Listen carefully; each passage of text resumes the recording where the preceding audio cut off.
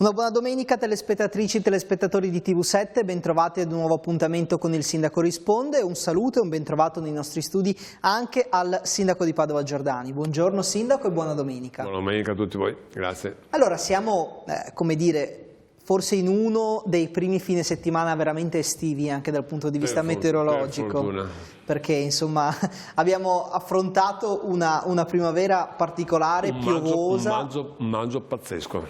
Sì.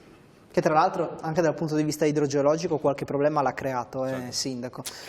In 3 ore è piovuto come un mese, tutto il mese di maggio in 3 ore, per cui devo dire che sono stati bravi i funzionari della protezione civile,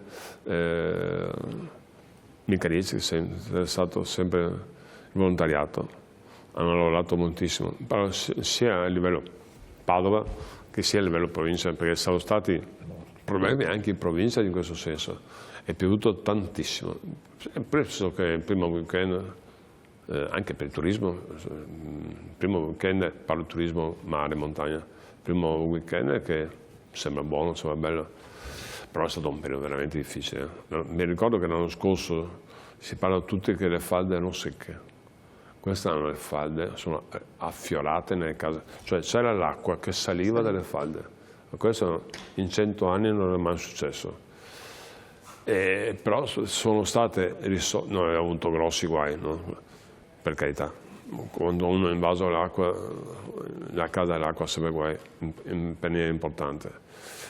Però Vicenza ad esempio ha avuto molti più problemi. Noi tra bacini di amministrazione, fognature rifatte, intervento di protezione civile, protezione dei volontari, insomma Michelizzi si è dato da fare in maniera importante. Devo dire che il vice sindaco ha lavorato moltissimo in questo periodo, era sempre lì che guardava di notte, l'acqua saliva, veramente uno ha anche la responsabilità, l'ossessione di quello che sta capendo. E poi telefonate, gente, i vigili del fuoco, i carabinieri, dobbiamo chiudere la strada, perché quando i fossi tracino, vuol dire che la strada si è allagata e uno non sa più di notte cosa fare. Per cui è pericolosissimo questo. Certo. Bisogna chiudere le strade, ma dobbiamo chiudere subito, di conseguenza anche i sindaci, chi chiama? I carabinieri, chiama i pompieri. È veramente stato un periodo che le telefonate di notte erano una dietro l'altra. E il passaggio tra questi momenti di siccità a queste bombe d'acqua non è una contraddizione, è bene ricordarlo, ma è un ulteriore segnale che il tema ambientale va affrontato con estrema urgenza e con estrema decisione. Assolutamente sì, e con grandi risorse che non ci sono. Quello purtroppo è un tema che esola un po' i comuni. Questo, purtroppo le risorse, va messo risorse a livello nazionale. È impossibile che non possiamo piantare alberi, possiamo stare attenti alle fognature, ma quando sono problemi di questa portata è difficilissimo. Poi Padova ha avuto rispetto ad altri posti, neanche Padova, ma altre città hanno avuto dei problemi veramente dei grossi problemi, assolutamente. Però insomma adesso siamo entrati ufficialmente anche meteorologicamente, diciamo così, in estate, e devo dire, Sindaco, che in questi giorni girando per la città ho visto veramente un alto numero di turisti. Padova, insomma ce lo siamo detti diverse volte anche in questo appuntamento, ma credo che proprio in questi giorni, anche differentemente rispetto al passato, si abbia il colpo d'occhio di come questa città stia facendo veramente passi da gigante sul fronte turistico, e so che questo la rende molto orgogliosa. Mi piace moltissimo. Nelle finestre dell'ufficio mio vedo tutti quelli che passano, che sono scolari, con il periodo delle gite scolastiche, piuttosto che stranieri, ma mi fa... Passo giù, vado giù, le guide che mi sorridono e dicono questo è il sindaco di Padova, per cui è gente contenta, gente contenta di vedere Padova, che è bella, perché Padova, quando uno viene a Padova e non la conosceva, il migliore può parla con gli amici, i parenti, dice no, vai a Padova, vedere che roba c'è, perché Padova non è solo Cappelli Scoveni, Battistero, piuttosto che Santo, Padova ha tantissime cose da vedere. Padova è bella perché era già bella prima, non mi ha fatto niente. Noi avevamo solo cercato di impostare sotto l'aspetto del marketing la conoscenza di Padova. Uspirita è stato importantissimo. L'anno scorso abbiamo fatto quasi 1.850.000 persone, turisti. Quest'anno arriverete a 2 milioni? Quest'anno dobbiamo superare i 2 milioni, con le celle telefoniche per cui non veri, nel senso, ma sono tutti quanti i B&B, i hotel, sono tutti strapieni. Uno pensa di venire e fa fatica a trovare il posto.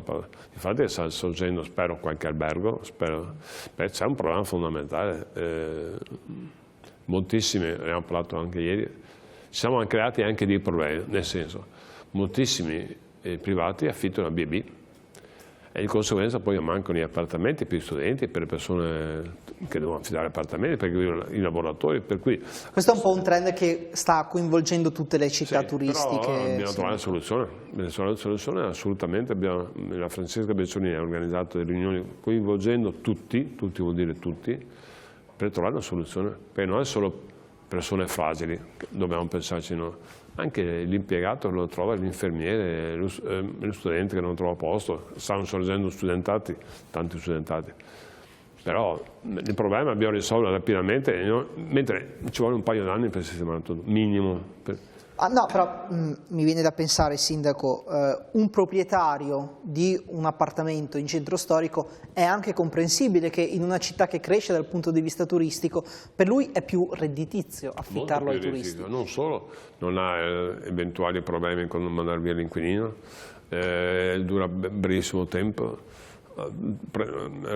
Porta a casa 2 o 3 volte l'affitto normale. Come si fa a regolare questo tema? Però? Oggi non c'è sistema, solo Venezia lo Stato ha autorizzato a limitare il B&B.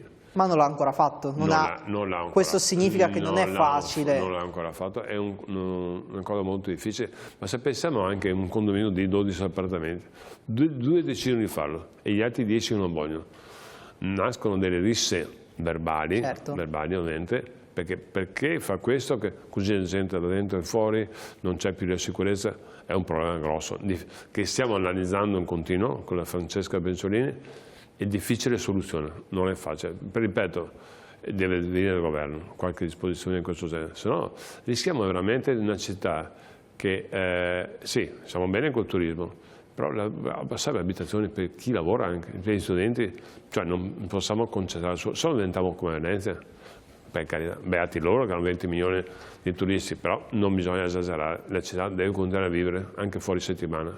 Assolutamente, e intanto qualche posto in più insomma, per i turisti lo state ricavando voi, penso all'esempio dell'ex Hotel Corso, che diventerà, di Corso del Popolo, che diventerà un ostello. Ovviamente non comunale, diciamo, però insomma ha ottenuto tutti i permessi che doveva ottenere, eccetera, insomma c'è stato anche qua un iter burocratico, quindi anche questo significa che una struttura che vuole investire in città dimostra il fatto che la città è attrattiva. L'ex Plaza, certo.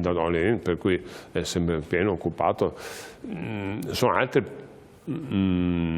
aree che potrebbero diventare a breve di hotel anche importanti, perché oggi anche la stessa fiera sta cercando di progettare e vendere, ovviamente non gestire in proprio un albergo, perché spesso e volentieri quando fanno i concorsi per fare convegni al centro congressi, spesso e volentieri vogliono anche la sede per notare. Certo. E noi pensavamo inizialmente di dire, beh, se Abano, tanto bene Abano, anche per dare la mano a Abano.